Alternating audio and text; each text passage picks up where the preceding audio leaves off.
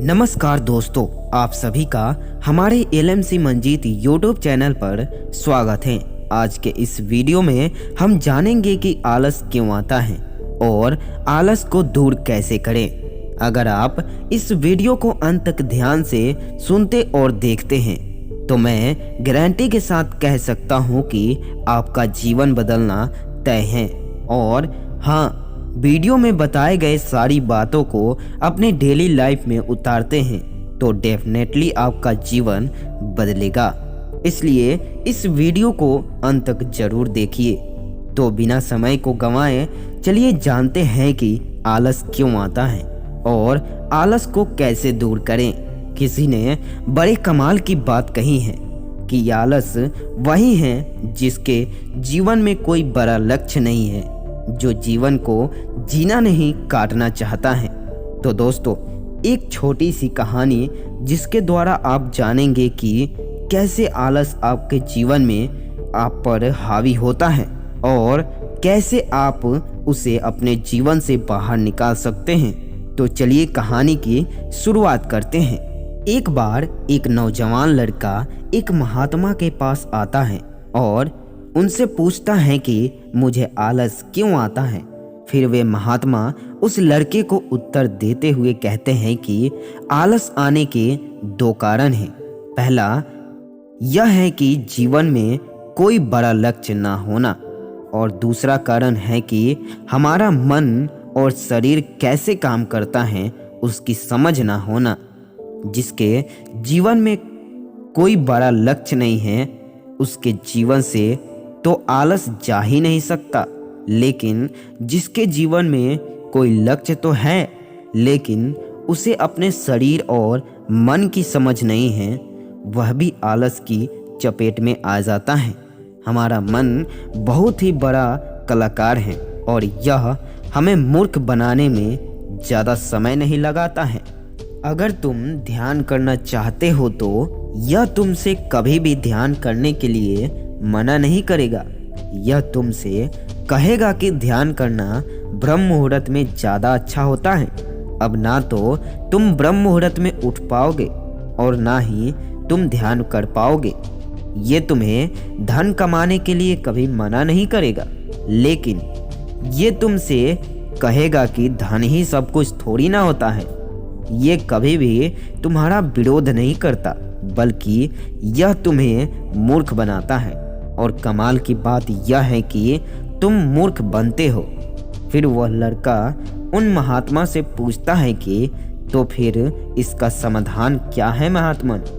फिर वे महात्मा जी कहते हैं कि जो ये तुम्हारे साथ कर रहा है वही तुम इसके साथ करो, यानी कि तुम्हारा मन तुम्हें मूर्ख बना रहा है तो तुम उसे मूर्ख बनाओ। जब तुम्हारा मन तुम्हें कहेगा कि कुछ देर सो जाता हूँ उसके बाद काम करूँगा, तो तुम उसे कहो कि कुछ देर क्यों, ज़्यादा देर सोऊंगा लेकिन उससे पहले काम पूरा करूँगा।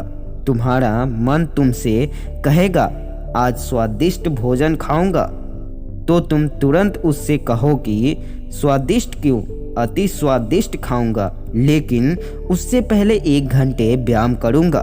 फिर वह व्यक्ति उस महात्मा से पूछता है कि लेकिन कब तक मैं अपने मन को मूर्ख बनाऊं। फिर वे महात्मा जी कहते हैं कि जब तक तुम अपने आलस से मुक्त रहना चाहते हो तब तक तुम्हें अपने मन को मूर्ख बनाते रहना है। फिर वह व्यक्ति पूछता है कि कभी कभी तो ऐसा होता है कि मुझे अफसोस होता है कि मैं अपने जीवन में कुछ कर नहीं पा रहा हूँ, क्योंकि मेरे भीतर से कुछ करने का मन ही नहीं करता। फिर ऐसी स्थिति में क्या करूँ। वे महात्मा जी कहते हैं कि मन को तो तुम मूर्ख बना सकते हो, लेकिन शरीर को तुम्हें समझना होगा। हमारा शरीर चलता है भोजन से, और अगर तुम मरा हुआ भोजन खाओगे तो वह तुम्हें ऊर्जा कैसे देगा।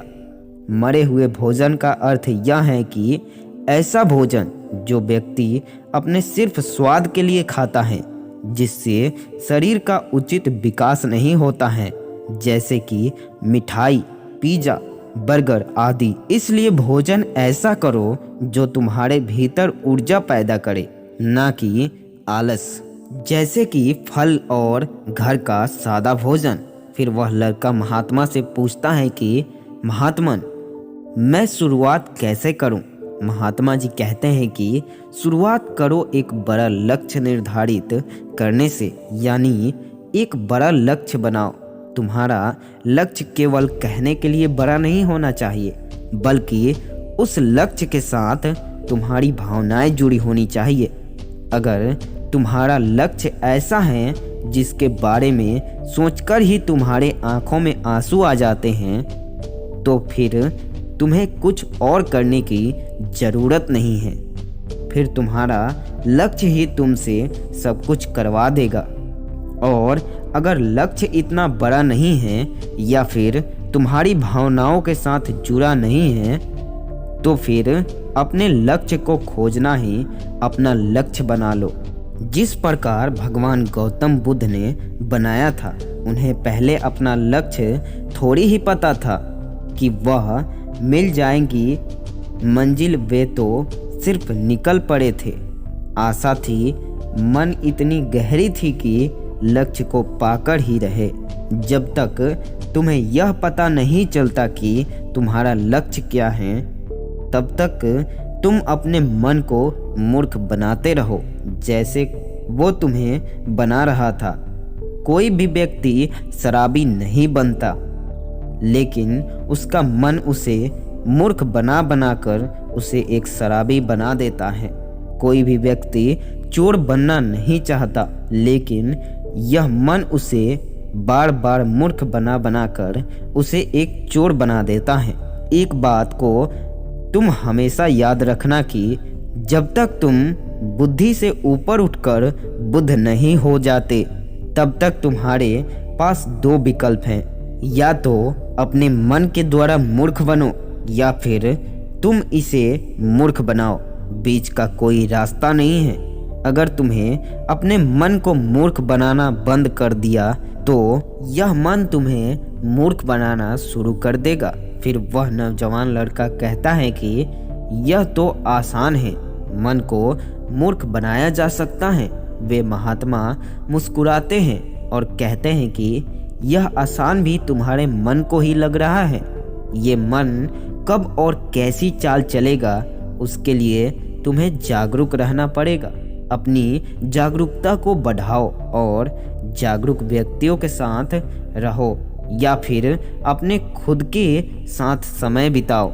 अगर तुम आलसी व्यक्तियों के साथ रहोगे तो तुम भी आलसी होगे, और अगर तुम ऊर्जावान लोगों के साथ रहोगे तो तुम भी ऊर्जावान बनोगे।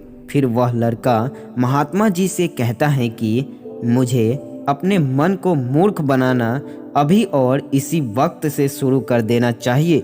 महात्मा कहते हैं कि हाँ, सही कहा तुमने। सही समय की प्रतीक्षा करना भी इसी मन की एक चाल है। इसलिए अभी और इसी वक्त से काम पर लग जाओ।